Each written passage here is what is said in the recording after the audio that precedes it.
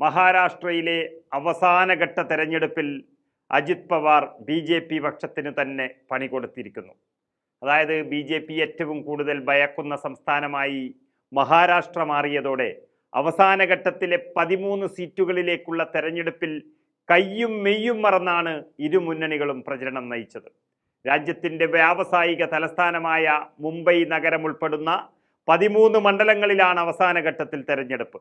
BJP. ശിവസേനയ്ക്കൊപ്പം ഉണ്ടാകുമ്പോൾ വലിയ സ്വാധീനമുണ്ടായിരുന്ന മേഖല. പക്ഷേ ഇപ്പോൾ ഉദ്ധവ് താക്കറെ ഇന്ത്യ മുന്നണിയിലാണ്.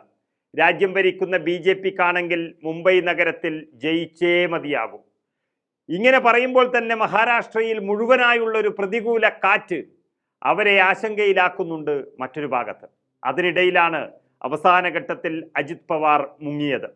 മഹാരാഷ്ട്രയിലെ അവസാനഘട്ട വോട്ടെടുപ്പിൽ മത്സരിക്കുന്ന സ്ഥാനാർത്ഥികൾക്ക് വേണ്ടി പ്രചരണത്തിനിറങ്ങാതെ മാറി നിന്നതാണ് വലിയ അഭ്യൂഹങ്ങൾക്കിട നൽകിയിരിക്കുന്നത്.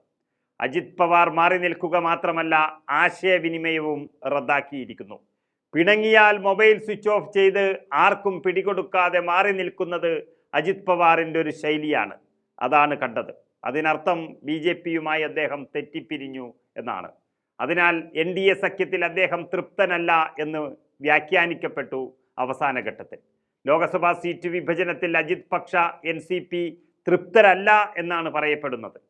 അതായത് അജിത് പവാർ കുറഞ്ഞത് 6 സീറ്റ് ആവശ്യപ്പെട്ടുവെങ്കിലും 4 സീറ്റുകൾ മാത്രമാണ് ബി.ജെ.പി. നൽകിയത്.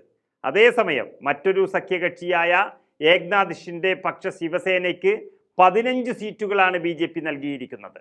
മാത്രമല്ല NCPയെ പിളർത്തി വന്ന തൻ്റെ പക്ഷത്തിന് മന്ത്രിസഭയിൽ മതിയായ പ്രാതിനിധ്യം ഇതുവരെ നൽകാത്തതിലും അജിത് പവാർ അസ്വസ്ഥനാണെന്നാണ് പറയപ്പെടുന്നത്.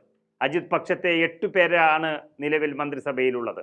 കൊങ്കൺ, നാസിക് തുടങ്ങിയ ജില്ലകളുടെ രക്ഷാകർത്ത മന്ത്രിസ്ഥാനവും അജിത് പക്ഷത്തിന് ഇതുവരെ കൊടുത്തിട്ടില്ല.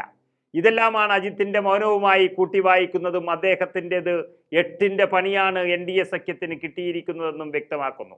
എന്നാൽ തൊണ്ടയിൽ അണുബാധയെ തുടർന്ന് വിശ്രമത്തിലായിരുന്നു എന്നാണ് അജിത് പക്ഷത്തിൻ്റെ ഭാഗത്തു നിന്ന വിശദീകരണം. എങ്കിലും നഗരത്തിലെ മണ്ഡലങ്ങളിൽ മത്സരിക്കുന്ന NDA സ്ഥാനാർത്ഥികൾക്ക് അവസാന ഘട്ടത്തിൽ വലിയ പണി കൊടുക്കാനുള്ള നീക്കമാണ് അജിത് പവാറിൻ്റേതെന്ന് വ്യക്തമായി കഴിഞ്ഞു. മുംബൈ നഗരത്തിലെ 6 മണ്ഡലങ്ങളിലും അതിശക്തമായ മത്സരമാണ് നടക്കുന്നത്. ഓരോ വോട്ടും പ്രാധാന്യമുള്ള മണ്ഡലങ്ങളിൽ അജിത് പവാറിൻ്റെ മൗനം ബി.ജെ.പി. സഖ്യത്തിൻ്റെ തോൽവിയുടെ സൂചനയാണ് നൽകുന്നത്. ഇന്ത്യ മുന്നണി അധികാരത്തിൽ വരുമെന്നും തൻ്റെ രാഷ്ട്രീയ ഗുരു ശരത് പവാർ അതിൻ്റെ താക്കോൽ സ്ഥാനത്തെത്തുമെന്നും വിശ്വസിക്കുന്ന അജിത് പവാർ ആ ഭാഗത്തേക്കൊരു നോട്ടമിട്ടുവെന്നും വാർത്തകൾ വരുന്നുണ്ട്. ഏതായാലും മഹാരാഷ്ട്രയിൽ തെരഞ്ഞെടുപ്പിൻ്റെ ഈ അതിനിർണായക ഘട്ടത്തിൽ അവസാന നിമിഷത്തിൽ അജിത് പവാറും ബി.ജെ.പിക്ക് പണി കൊടുത്തു എന്ന് തന്നെയാണ് പുറത്തുവരുന്ന വിവരങ്ങൾ.